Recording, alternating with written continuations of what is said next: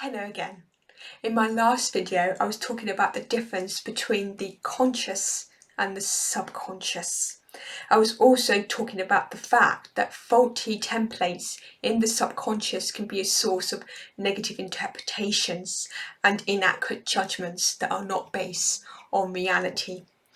Faulty templates in our subconscious can cause stress. Not only that, stress is one of the major causes of faulty templates.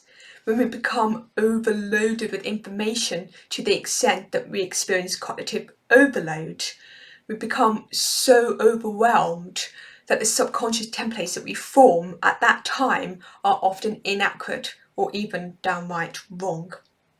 This means that we are processing the world with the wrong glasses on and seeing things in a skewed way, which can generate negative emotions, which in turn feeds into the stress that we are experiencing. Before we realise it, there's this horrible vicious cycle of stress compounding stress, simply because the subconscious mind is inadvertently hoarding the wrong templates. To make things worse, because the subconscious mind ultimately wants to protect you, it is very resistant to making any changes in its templates for fear of hurting you, even if it is the template that is already causing the negativity and harm to your mental health. So it's not always possible to reason with the subconscious mind with conscious strategies.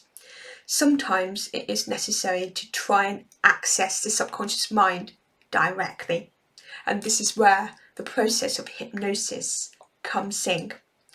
In hypnosis, the subconscious mind is able to come to the fore and become dominant, rather than the conscious mind, which is normally the dominant one. Hypnosis is a remarkably natural state. We go into the hypnotic state multiple times every day. We pass through it on the way to sleep. We pass through it as we wake up. Whenever we're absorbed in a task or we are daydreaming, we are in the hypnotic state. Hypnosis can be defined as being in a state of single focus, where we are focusing on just one thing. And sometimes that one thing is just being. You can argue that when you're in a state of mindfulness, you're in hypnosis, because by being in present, you are focusing on just being. Likewise with meditation, the meditative state can also be argued to be a form of hypnosis or actually be hypnosis. This means there's nothing scary about the hypnotic state. And not only that, there is scientific evidence of its existence. The brain is essentially an electrical organ. We have electric currents passing through our nerves, and these currents can travel at different speeds and different frequencies. These electrical currents can be detected and measured on the surface of our scalp by the technique of electroencephalography, or EEG for short.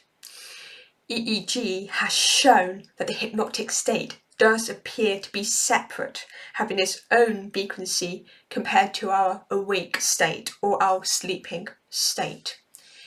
Hypnotherapy deliberately applies hypnosis and deliberately uses the hypnotic state to access the subconscious. In this state, it is possible to explore the contents of the subconscious and use techniques of hypnotic suggestion and hypnoanalysis to encourage productive changes.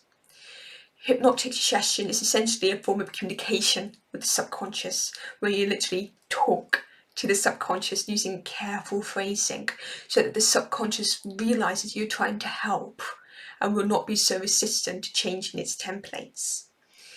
Hypnoanalysis, on the other hand, involves delving into the contents of the subconscious.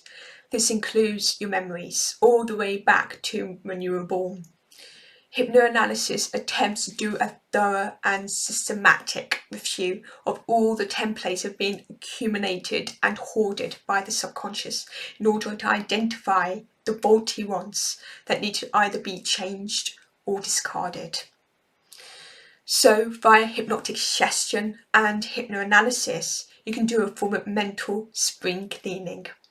This can bring considerable stress relief by removing the clutter formed by unhelpful, damaged or unnecessary templates that have no use and are just simply adding to the cognitive load and triggering the stress response. So in this way, hypnotic suggestion and hypnoanalysis can be stress relieving by decluttering the mind. My next video is a little cartoon that illustrates the principles of this decluttering to reduce the stress in your lives. Look out for it on my Facebook page or on my YouTube channel. If you would like to undergo hypnotherapy and or hypnoanalysis, please contact me by my website, soothingstressstrategies.com. Bye for now.